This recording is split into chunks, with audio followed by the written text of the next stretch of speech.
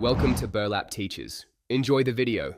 In this video, I will show how to change steam color.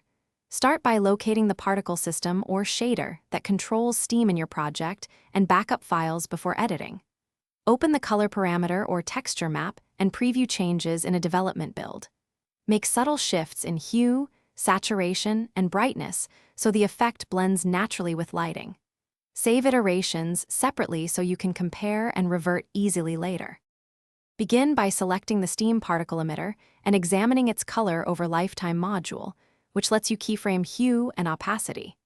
If using shaders, tweak the blend and additive settings for realistic translucency and sample lighting to match environment color. Replace or edit the steam texture to add subtle color veins or noise patterns. Play the scene and iterate until the steam reads naturally in different camera angles and lighting setups.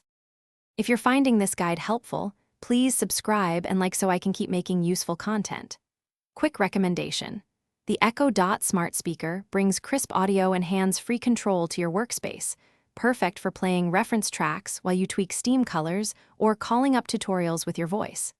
Check the description for the link and other deals. Grab one if you want a smarter studio. Now let's get back to the video. When refining steam color, think about the scene lighting and mood to choose complementary hues and saturation.